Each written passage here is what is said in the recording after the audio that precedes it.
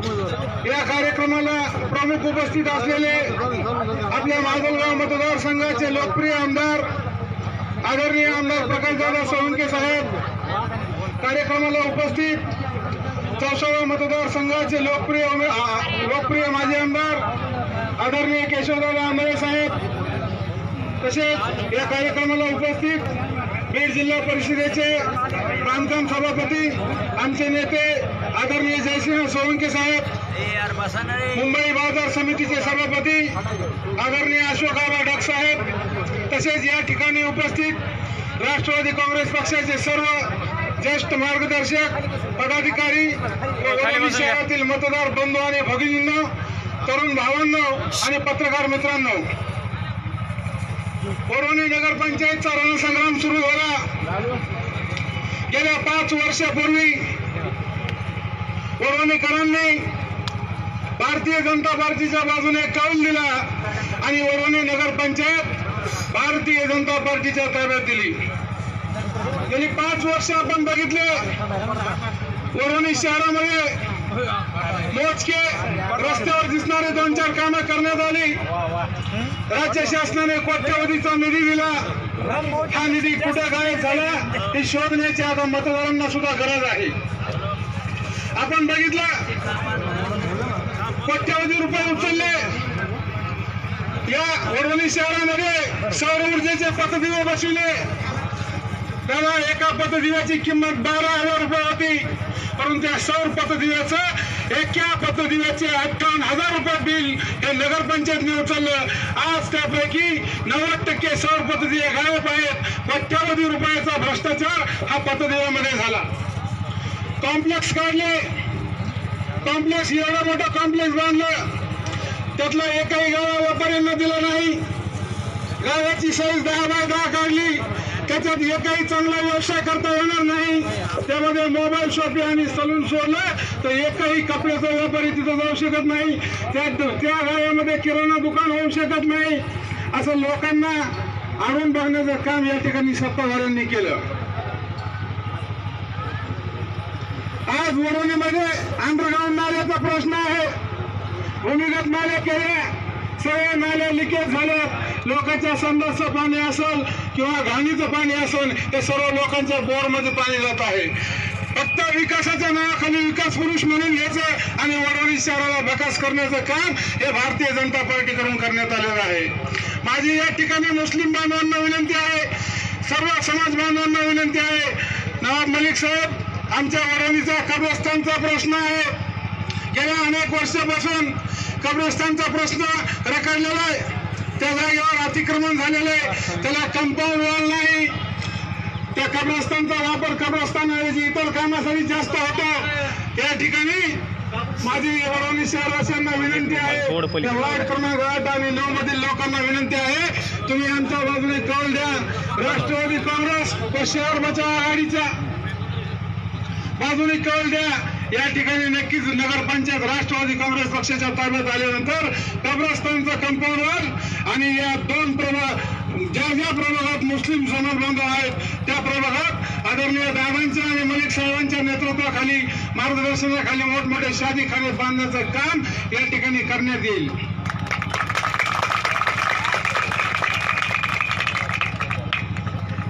आपल्या सर्वांना माहित आहे, केंद्रात भाजपचं सरकार आहे आणि भाजपचं सरकार हे कोणाच्या हिताचं आहे, कोणाच्या विरोधात आहे. आज तुम्ही कमळाच्या फुलाला जर मतदान केलं तर हे मतदान डायरेक्ट मोदीला जातंय आणि या मोदींनी देशाचं संपूर्ण वाटोळं केलंय. या मोदी साहेबांना मतदान द्यायचं तर या देशात गोरगरिबांचे, शेतकऱ्यांचे, 18 प्रकार जाती धर्मांचे प्रश्न सोडविणाऱ्या आदरणीय पवार साहेब, आदरणीय शरदचंद्रजी पवार साहेब यांच्या राष्ट्रवादी काँग्रेसला मतदान द्यायचं तर या मोदी शहाला मतदान द्यायचं, हा विचार करण्याची वेळ आता वरोणीकरांवर आलेली आहे. तुम्ही भाजपचे 5 वर्ष बघितले, आता राष्ट्रवादी काँग्रेसचे 5 वर्ष बघा. भाजपच्या विहिरीतच पाणी नाही, विहिरीतच नसल्यावर पावड्यात येणार नाही. कोरड्या विहिरीत उडी मारू नका. राज्यात काँग्रेस आणि महाविकास आघाडीचं सरकार आहे. जिल्ह्याचे पालकमंत्री राष्ट्रवादी काँग्रेस पक्षाचे आहेत. या विधानसभा मतदारसंघाचे आमदार सुद्धा राष्ट्रवादी काँग्रेस पक्षाचे आहेत. त्यामुळे या वडोणी शहरातील मतदार बांधवांना हात जोडून पाया पडून विनंती आहे की जर आपल्याला या शहराचा सर्वांगीण विकास करायचा असेल, या ठिकाणी घरकुलाचे प्रश्न मार्गी लावायचे असतील, 1300 घरकुल मंजूर आहेत, फक्त 100 घरकुलाचं काम चालू आहे. 1200 घरकुलांची अडवणूक झालेली आहे. ही अडवणूक जर थांबवायची असेल, गोरगरिबांना घर द्यायचं असेल, या शहराचा सर्वांगीण विकास करायचा असेल, या शहरातली गुंडगिरी, दडपशाही, हुकुमशाही संपवायची असेल तर राष्ट्रवादी काँग्रेस व शहर बचाव आघाडीच्या सर्व उमेदवारांना आपण बहुसंख्य मताने विजयी करावे एवढीच या ठिकाणी हात जोडून पाया पडून काहीतरीची विनंती करतो आणि माझे 2 शब्द थांबवतो. जय हिंद, जय महाराष्ट्र, जय राष्ट्रवादी. धन्यवाद बापू. यानंतर आदरणीय दादा या ठिकाणी आपले मार्गदर्शन व्यक्त करणार आहेत. लाईव्ह कर.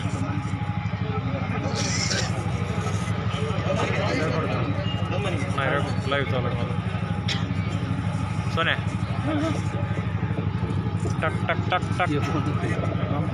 आज वडवणी येथे अल्पसंख्याक, औकाफ आणि सर्व तरुणामध्ये कौशल्य विकास करणारे मंत्री, ज्यांचा चेहरा मागच्या 6 महिन्यापासून आपण दररोज टीव्हीवर बघतो, त्यांनी आपल्या टीव्हीच्या माध्यमातून, मीडियाच्या माध्यमातून भारतीय जनता पक्षाला सळो की पळो करून ठेवलेले आहे. ते नवाब मलिक साहेब, माजी आमदार केशवदादा आंधळे, अशोकरावजी डग, बाबूशेठ नहार, या ठिकाणी उपस्थित असलेले जयसिंग भैया, अंकुशराव शिंदे, सर्व राष्ट्रवादी आणि शहर बचाव आघाडीचे सर्व उमेदवार, कार्यकर्ते मोठ्या संख्येनं या ठिकाणी उपस्थित असलेले मुस्लिम समाजातील वडीलधारी ज्येष्ठ मंडळी, तरुण भावांनो आणि तरुण मित्रांनो, आज या ठिकाणी राष्ट्रवादी काँग्रेसची मुळूक मैदानी तोफ नवाब मलिक साहेब यांचं आगमन झालेलं आहे. या भागाचा लोकप्रतिनिधी, आमदार या नात्यानं इथल्या जनतेच्या वतीनं मी त्यांचं मनपूर्वक स्वागत करतो. वडवणी शहरामध्ये 4 वॉर्डामध्ये मुस्लिम संख्या मेजॉरिटी आहे, बहुसंख्या आहे. वॉर्ड क्रमांक 8, वॉर्ड क्रमांक 3 आणि वॉर्ड क्रमांक 9, तसेच वॉर्ड क्रमांक 1. आणि म्हणून मला सर्व मुस्लिम बांधवाच्या वतीनं नवाब मलिक साहेबांना विनंती करायची आहे की या शहरातील मुस्लिमांची लोकसंख्या विचारात घेता किमान एक 5000 स्क्वेअर फूट बांधकामाचा शादीखाना या शहरामध्ये तातडीनं करण्याची गरज आहे. तो नवाब मलिक साहेबांनी त्याच्या बाबतीमध्ये आम्हाला सहकार्य करावं. त्याचप्रमाणे वडवणी शहराचं कब्रस्तान 14 एकरवर आहे, त्याच्यावरती अतिक्रमण झालेलं आहे. शहराच्या मध्यभागी हे कब्रस्तान असल्यामुळं त्याचं कंपाऊंड वॉलचं काम करणं, संरक्षण भिंतीचं काम करणं अत्यंत गरजेचं आहे, जेणेकरून या मुस्लिम बांधवाची जी पारंपरिक कब्रस्तान आहे त्या कब्रस्तानचं जतन या ठिकाणी व्हायला पाहिजे. म्हणून माझी दुसरी मागणी आहे की या ठिकाणी कब्रस्तानचं कंपाऊंड वॉलसाठी आपण सहकार्य करावं, निधीची व्यवस्था करून द्यावी. इतरही काही प्रश्न आहेत, परंतु आजच्या घडीला या ठिकाणी पारंपरिक कपड्याचा खूप मोठा व्यवसाय होता. वडवणीचं टेरिकॉट एकेकाळी महाराष्ट्रात गरिबाचं टेरिकॉट म्हणून ओळखलं जायचं. परंतु आता तो उद्योग देशोधडीला लागलेला आहे आणि म्हणून आपल्या कौशल्य विकास जे खातं आहे आपलं ते अतिशय तरुणाच्या भविष्यासाठी अतिशय महत्वाचं खातं आहे. या ठिकाणी बेकारांची संख्या अगणित आहे, मोजता येत नाही एवढी बेकारांची संख्या. लोक शिकलेले आहेत. काल मी एका तांड्यावर गेलो होतो, बीई सिव्हिल झालेला मुलगा 3 वर्षापासून घरी बसलेला आहे, काही काम करू शकत, नोकरी लागत नाही. अशा अनेक तरुण आहेत आणि म्हणून ज्या तरुणांना व्यवसायाचं उद्योगाचं शिक्षण मिळावं म्हणून आपल्या खात्यामार्फत वडवणीला एक ट्रेनिंग सेंटर ITI इथं आहे, परंतु फार तोकडं आहे. कौशल्य विकास करण्यासाठी तरुणांना एक सेंटर या ठिकाणी आपल्या खात्याच्या वतीनं मंजूर करावं आणि इथल्या हजारो सुशिक्षित बेरोजगारांना काम करण्याची संधी आपल्या माध्यमातून मिळो, एवढीच विनंती आजच्या कार्यक्रमाच्या निमित्तानं मी आपल्याला करणार आहे.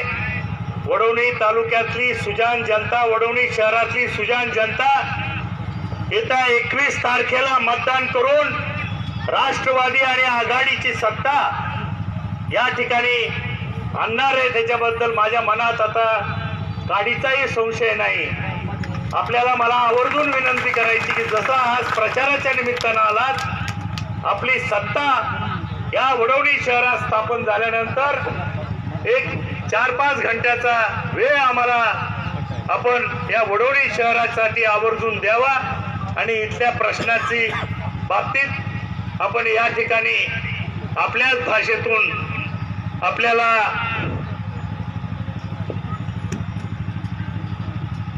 या ठिकाणी वडवणी शहरातील मुस्लिम बांधवांना आश्वासित करावं एवढी विनंती करतो आणि थांबतो.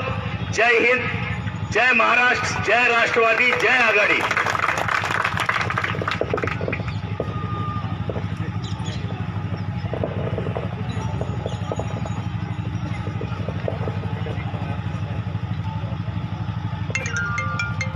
वडवनी नगर पंचायत के चुनाव के लिए आयोजित की गई आज की सभा के प्रमुख वक्ता आपके आमदार आदरणीय प्रकाशदादा सोळंके साहेब, चौसाड्याचे माजी आमदार केशवदादा आंधळे साहेब, आमचे जुने सहकारी मुंबई बाजार समितीचे अध्यक्ष सन्माननीय अशोक ड्रग साहेब,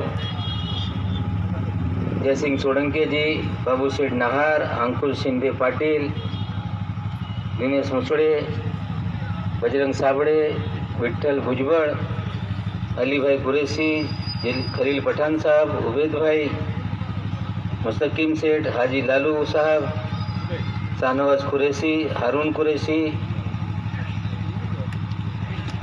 और इस सभा में आए हुए तमाम राष्ट्रवादी कांग्रेस पार्टी के और हमारे मित्र पक्ष के सभी नेता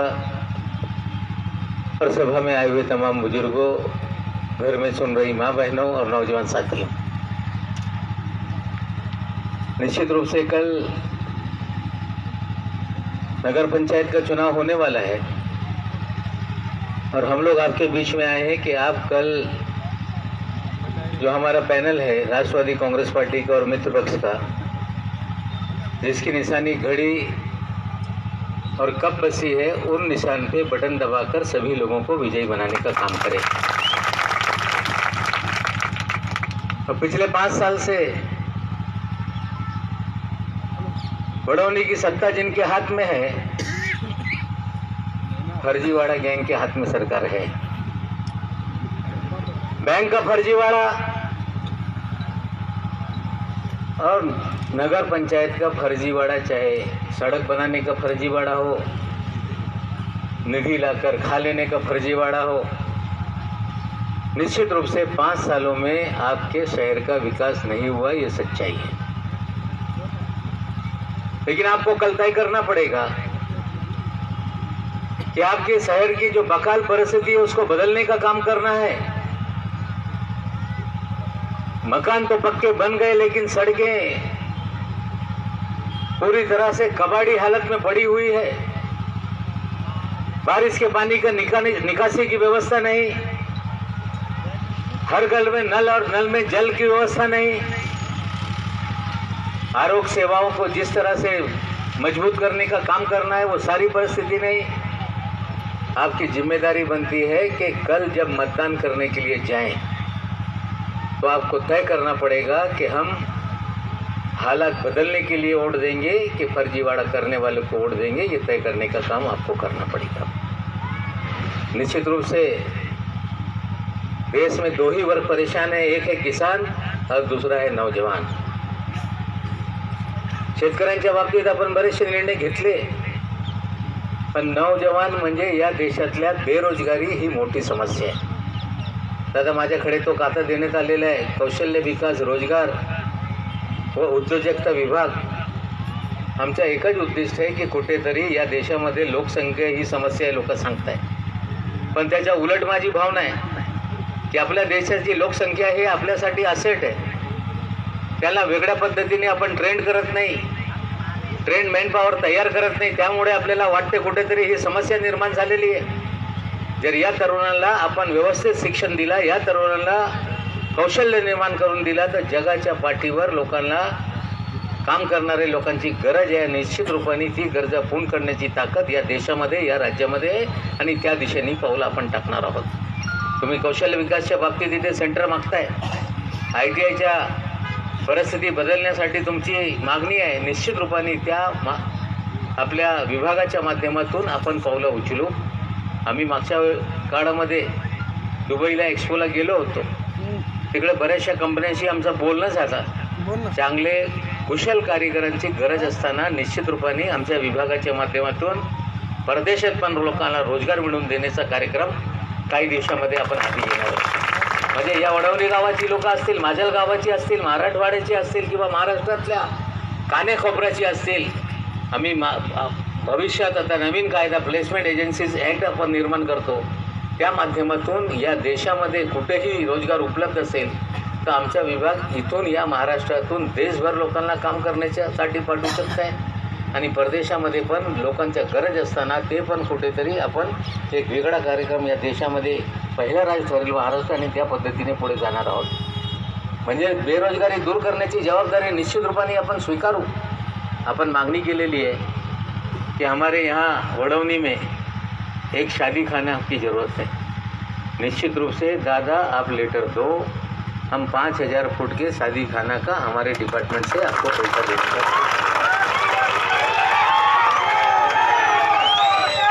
और भारतीय जनता पार्टी का जो कार्यक्रम है कि कब्रिस्तान को लेके बार बार बीजेपी बोलती है कि मुसलमान के 2 स्थान, पाकिस्तान या कब्रिस्तान। अरे बाबा, कब्रिस्तान हमारा स्थान है, लेकिन दुरुस्त तो करने का काम करो, हमारी जगह हड़पने का तो काम ना करो। मैं वादा करता हूं कि आपके लिए वहाँ जितने पैसे की ज़रूरत होगी हम देके पूरी तरह से संरक्षित करने का काम। भारतीय जनता पार्टी का एक ही कार्यक्रम है कि जहाँ जगह दिखी हड़पने का काम करो। और भीड़ जिले में तो बड़े पैमाने पे हो रहा है।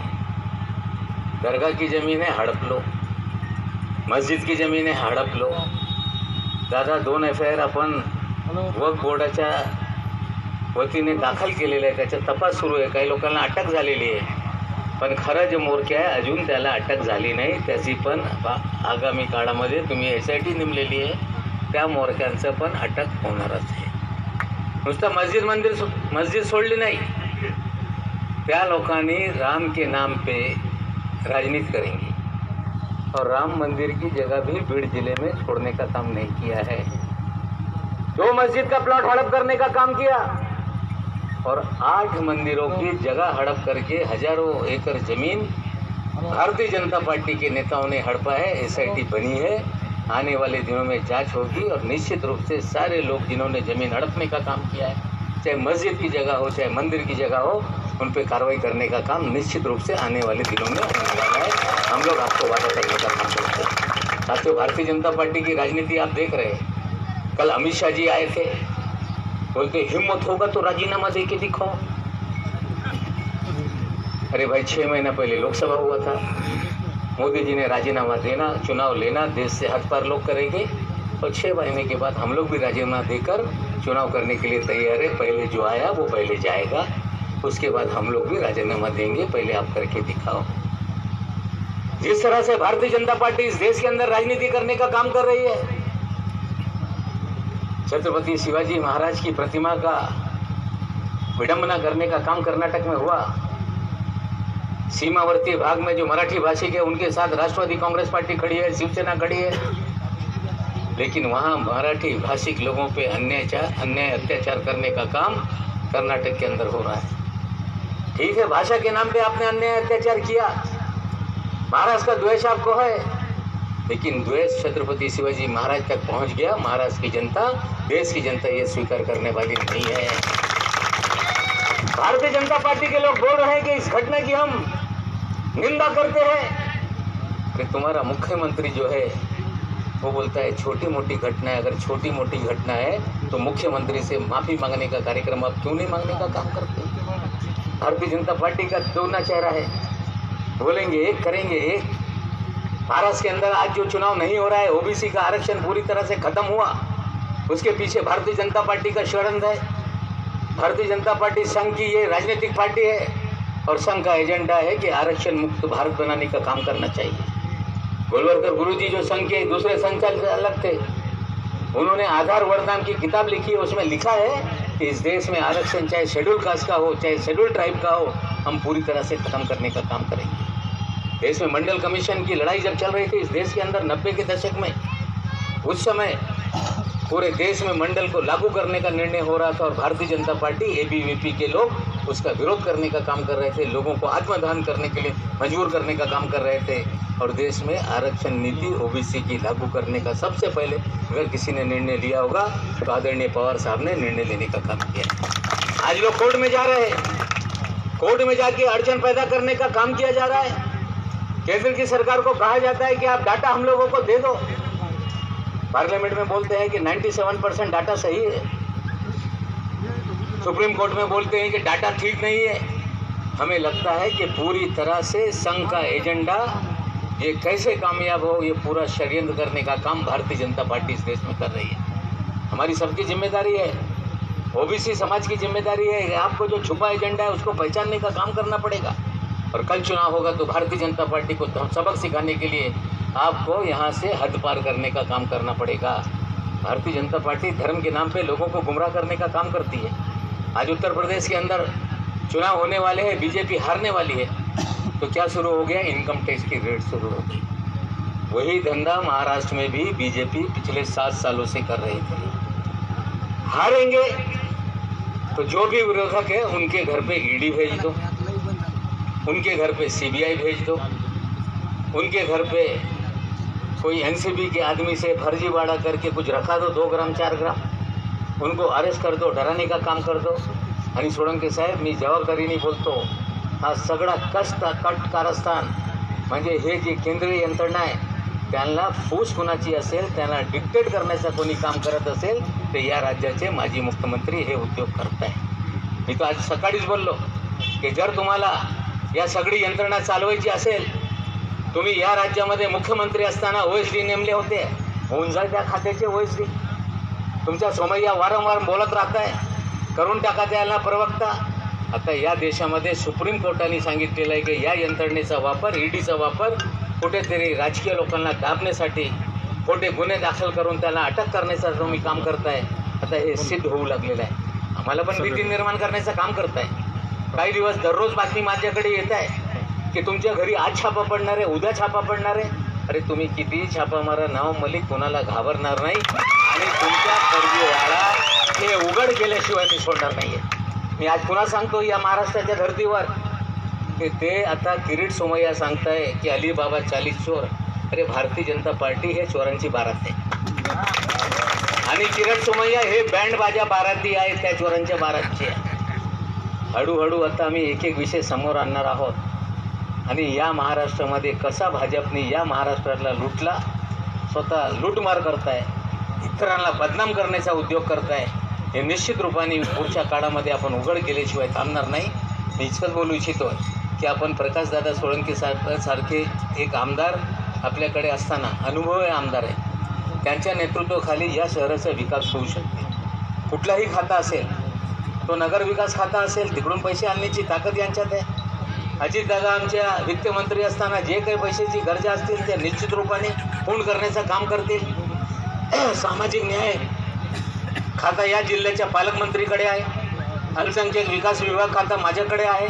म्हणजे या शहराचा कायापालट करायच्या असतील तर निश्चित रूपाने आपण उद्या सकाळी मतदान करत असताना घड्याळ आणि कप बसीच्या चिन्हावर मतदान करून आमचे सगळे उमेदवार निवडून द्या, इतकंच विनंती करतो आणि आपले 2 शब्द संपवतो. धन्यवाद. जय हिंद, जय महाराष्ट्र. नवाब मलिक साहेबांना मी या ठिकाणी विनंती करतो की या वडवणी शहरातील ॲडव्होकेट शमशुद्दीन ज्यांनी हमाली करून, अक्षरशः हमाली करून आज कोर्टामध्ये प्रॅक्टिस करतायत, समाजापुढे एक